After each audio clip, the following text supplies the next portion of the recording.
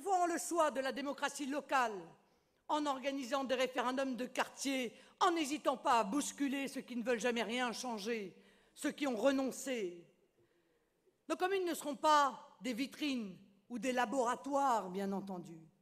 Elles seront des villes de France comme les autres, mais gérées avec plus de rigueur et de passion que les autres, avec plus aussi de respect de l'argent public dont nous savons qu'il est durement gagné par nos compatriotes. Oui, mes chers amis, nous aurons beaucoup d'élus, mais ça n'est que justice sans démocratie, car nous représentons des millions de Français. Et depuis trop longtemps, nous sommes privés de ces mandats auxquels ces millions de Français ont droit.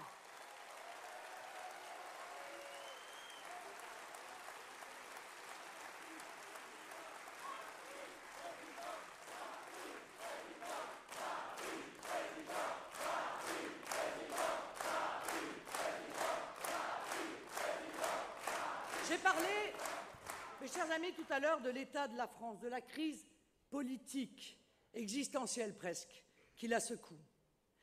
Devant ce sombre tableau, de nombreux Français, surtout des jeunes, songent à partir. Et certains partent, malheureusement. Alors je leur dis qu'il faut rester. Le bateau ne coule pas, il a déjà traversé bien d'autres tempêtes. Il faut seulement changer l'équipage, avoir enfin un vrai capitaine et un vrai cap. Et il ne s'agit pas de reprendre l'équipage d'hier. Quand le capitaine Sarkozy et son équipage étaient à la manœuvre, ils nous ont menés vers les récifs sur lesquels nous nous heurtons aujourd'hui. Il faut un équipage neuf. La solution n'est pas dans la fuite individuelle vers un étranger mythique. La solution est dans le combat politique. La solution est dans l'union du peuple français. Alors je propose un outil à tous les Français, un outil à deux faces, le Front National et le Rassemblement Bleu Marine. C'est notre devoir, notre responsabilité à nous, militants du Front National, à nous, adhérents du Rassemblement Bleu Marine, et je salue la présence du président du Ciel, de porter cet outil vers des sommets. Nous devons être le premier parti de France.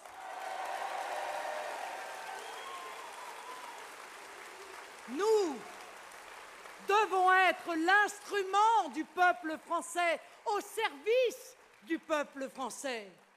Nous devons nous enraciner dans les villes, les bourgs et les villages de France. Nous devons avoir des maires, des adjoints et des centaines, des milliers de conseillers municipaux. Voter UMP, voter PS, voter UMPS, mais c'est voter pour la continuité, c'est voter pour la médiocrité, c'est voter pour l'injuste fiscalité. Nous, dans les communes, nous utiliserons tous les moyens que donne la loi pour unir tous les habitants contre ceux qui veulent les diviser selon leurs origines ou selon leur religion. Nous, dans les communes, nous utiliserons tous les moyens que donne la loi pour donner la sécurité à chaque habitant, et notamment les plus âgés et les plus vulnérables. Nous ferons en sorte que l'attribution des logements sociaux soit plus transparente et qu'elle puisse notamment bénéficier à nos anciens parce qu'ils le méritent, parce qu'ils ont fait et refait la France, mais aussi parce que la dynamisation des centres-villes et du petit commerce l'exige. Nous, dans les communes, nous utiliserons tous les moyens que donne la loi pour mettre fin aux dépenses inutiles, au gaspillage ruineux et aux passe-droits scandaleux.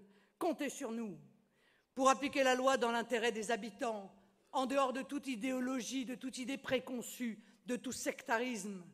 Comptez sur nous pour freiner l'application de tous les textes mauvais et pervers que savent si bien concocter les bureaucrates de Paris et de Bruxelles.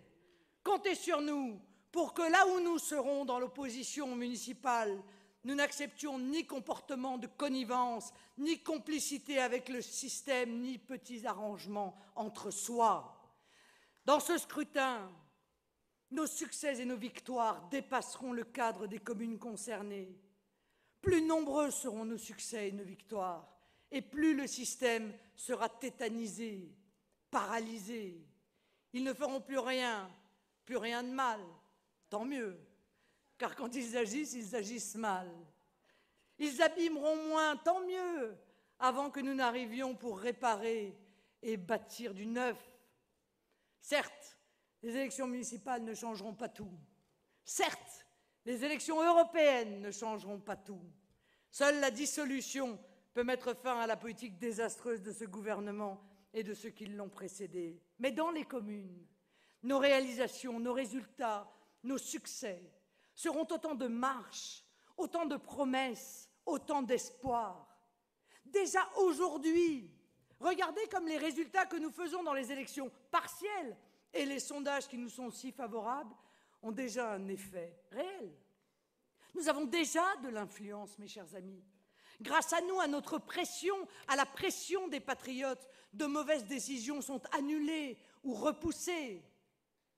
La réforme pénale, on repousse après les élections européennes. L'écotaxe, on repousse après les élections européennes. Le droit de vote des étrangers, l'allongement des autorisations de séjour, repoussé. Grâce à nos scores, des vrais sujets sont mis au centre du débat politique comme l'Union européenne, l'euro, les frontières, la laïcité, les Roms ou l'équitaxe. L'équitaxe, c'est la taxe sur les centres équestres. Comme disait François Hollande, l'imagination fiscale est sans limite. Alors imaginez si nous améliorons encore nos scores à l'occasion des municipales puis des européennes. Notre influence en sortira encore renforcée. Et ces victoires, ces bons scores prépareront la véritable alternance, celle qui viendra au niveau national et qui se fera parce que nous serons bientôt massivement ancrés partout dans nos communes, nos régions et nos départements. Nous montrerons aux Français combien nous savons gérer, contrairement aux calomnies rabâchées par les notables en faillite de l'UMPS, par leurs affidés et par leurs stipendiés. Nous aurons ainsi les moyens de commencer à faire entendre la voix du peuple, celle qui s'élève des quatre coins de France et s'unit dans le rejet assumé de 30 ans d'erreurs, d'échecs et de renoncements. Votre combat pour la France est essentiel. Vous devez être les fers de lance de la renaissance de notre pays que nous entamerons dans les territoires. Soyez fiers de vos valeurs. Détournez-vous des combats d'arrière-garde d'un système UMPS en déroute qui accuse les Français au lieu de les écouter. Bouchez-vous les oreilles quand il crie sa haine. Ne vous inquiétez pas quand il déverse son fiel, aidé par ses valets obséquieux. Soyez fiers de vous, de vos combats. C'est vous qui avez raison. Il suffit de parler aux Français pour reprendre confiance, ce que ne fait plus d'ailleurs l'UMPS depuis bien longtemps. Nous voyons l'ardeur monter dans la population. Je ne parle pas d'un peuple mécontent. Je parle d'un peuple français qui se lève. Je parle d'une nation qui ouvre les yeux chaque jour un peu plus grand. Non, les Français ne sont pas un peuple qui a peur. Non, les Français ne sont pas un peuple qui abandonne. L'histoire l'a montré et nous l'enseigne. 2014, vous le savez, sera l'année du centenaire du début de la Première Guerre mondiale. Incontestablement, le conflit le plus terrible que notre pays ait jamais enduré. Mais une guerre qui a montré toute la vaillance du peuple français, son courage immense face au péril, et qui força chez l'ennemi d'hier une admiration mêlée de terreur. Nous sommes les descendants des combattants de la Marne, des Flandres et de la Somme. Les souffrances que nous endurons aujourd'hui ne sont rien comparées à celles de nos aïeux. Mais les dangers auxquels la France est confrontée, même s'ils sont d'une autre nature, n'en sont pas moins redoutables. À chaque époque, son combat. Les mânes de nos poilus nous observent. Pour que la France vive et que la France soit éternelle, vive le peuple français, vive le patriotisme, vive la République et vive la France!